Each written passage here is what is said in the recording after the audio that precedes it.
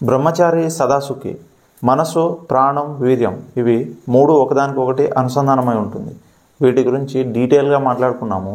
ఇప్పుడు అసలు ప్రస్తుత సమాజంలో బ్రహ్మచర్యం ఎంతవరకు సాధ్యం, ఎలా ఉంటే సాధ్యం అన్నది మాట్లాడుకున్నాం. ఆయుర్వేద ప్రకారం మనకు కొన్ని గతులు చెప్పారు. త్రేన్పులు, పిత్తులు, మలం, మూత్రం, తుమ్ము, దగ్గు, దాహం, ఆకలి, నిద్ర, ఆవలించడం, ఏడవడం, ఇంకా వీర్యస్ఖలనం. ఇలా మనం ఎప్పటికీ ఆపకూడదు. ఆపితే ఒక్కొక్కసారి ప్రాణానికి కూడా ప్రమాదం కావచ్చు. మనం ఒకరోజు ఉపవాసంతో ఉన్నాము, కానీ అదే రోజు మన స్నేహితులు గుమగుమలాడే బిర్యానీ చేసి తింటున్నారు. ఆహా, ఏమైనా వాసన వస్తుందా? వాసనతోనే కడుపు నిండిపోతుందేమో అన్నంత గుమగుమలాడుతుంది. చెప్పండి, మన ఉపవాసం ఎంతవరకు ఉంటుంది? ఎంతో కష్టపడి నోటిని, చేతుల్ని ఆపగలం, కానీ మనసుని నియంత్రించగలిగే శక్తి మనలో ఎంతమందికి ఉన్నది? మన దరిద్రం ఆ రోజే చాలా ఆకలి పుడుతుంది. కానీ ఆయుర్వేద ప్రకారం ఆకలి వేగాన్ని ఆపుకోకూడదు కదా. ఇంకా మనలో ఎంతమంది పక్కనే పెళ్ళి బాజా మోగుతున్నా కూడా నిద్రపోగలము? కనీసం రూమ్లో లైట్ వెలుగుతున్నా కూడా పడుకోలేము. కానీ నిద్ర వేగాన్ని ఆపుకోకూడదు కదా. మరి రోజు మనం చూసే సినిమాలు, సీరియళ్ళు, వెబ్ సిరీస్లు, వాటిలో ఉండే అర్ధనగ్న ప్రదర్శనలు ఏమిటి?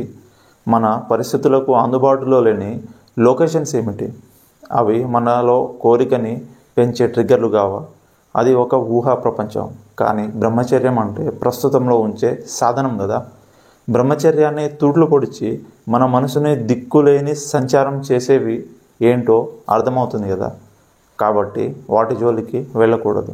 అలానే కోరికతో చూడడం, మాట్లాడటం, ఆలోచన చేయడం లాంటివి వివాహం అయ్యేదాకా దూరంగా ఉండాలి.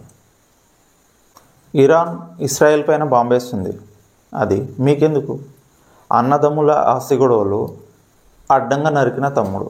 ఇప్పుడు తమ్ముడితోటి మీకేం సంబంధం? యాపిల్ తింటే ఆరోగ్యానికి మంచిది. అయితే ఏం చేస్తారు? మీ ఇంటి దగ్గర అది పండదు కదా. పెళ్ళి అయ్యి ఏడాది తిరగకుండానే ప్రముఖ సినీ తారల విడాకులు. ఇప్పుడు మీరెళ్ళి కలపలేరు వాళ్ళని. కన్యాకుమారిలో సూర్యోదయం చాలా అందంగా ఉంటుంది అంట. అసలు మనది ఎప్పుడు వెళ్ళే మొహమే కాదు. మనకెందుకు? ఇవి వార్తల రూపంలో మనం రోజు తీసుకునే ఆహారాలు. ఇవన్నీ తెలిస్తేనే కదా మనం జాగ్రత్త పడేది అంటారా? పుట్టుకతోనే ప్రతి మనిషి కొన్ని క్యాన్సర్ కణాలతోనే పుడతాడు. అవి పెరిగే వాతావరణాన్ని మనం ఉంచుకోకూడదు. మనలో మంచి చెడుని మన పరిస్థితులు నిర్ణయిస్తాయి. మరి మీరెందుకు ఆ పరిస్థితికి అవకాశం ఇస్తున్నారు? మీలో ఉండే రాక్షసుడిని మీరే నైవేద్యం పెట్టి ఎందుకు నిద్ర లేపుతున్నారు? అవన్నీ మీరు రోజు తీసుకోవడం వల్ల మీలో మీరే కుదించుకొని వెళ్ళిపోతారు, లేదా సమాజాన్ని అదే దృష్టితో చూసి భయపడడం మొదలు పెడతారు. దాన వీర శూర కర్ణ. కర్ణుడు దానంలోనే కాదు, శౌర్యంలో కూడా పరాక్రమవంతుడు. అలాంటి కర్ణుడిని ఎదుర్కోవడానికి ధర్మరాజు వాడిన వ్యూహమే శల్యచికిత్స. అంటే శల్యుడు కర్ణునికి రథసారథి.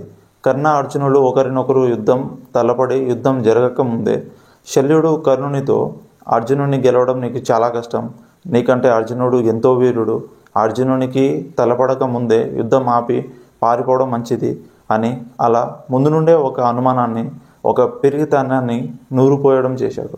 అది యుద్ధం చేయకముందే కర్ణునికి చాలా కృంగదీసింది. కర్ణుని సంగతి సరే, మరి మన సంగతి ఏంటి? మనమే కాదు, సమాజంలో వారికి అవసరం లేని విషయాలను అనవసరంగా తలకెక్కించుకుంటున్న ప్రతి ఒక్కరూ శల్యచికిత్సకి గురి అవుతున్న వాళ్ళే. అలానే అందని ఆలోచనలతో సతమతమయ్యి ఆగిపోతున్న సంసారాన్ని ముందుకు నడిపించడానికి మనకు అవసరమయ్యే మార్గమే భగవద్గీత. మన జీవితానికి కావలసిన భరోసాన్ని ఇచ్చే నిర్దిష్ట బంధాలు కలిగిన మన గ్రంథాలు చదవాలి. శల్యచికిత్సకి దూరంగా ఉండాలి, శాస్త్ర విజ్ఞానానికి దగ్గరగా ఉండాలి.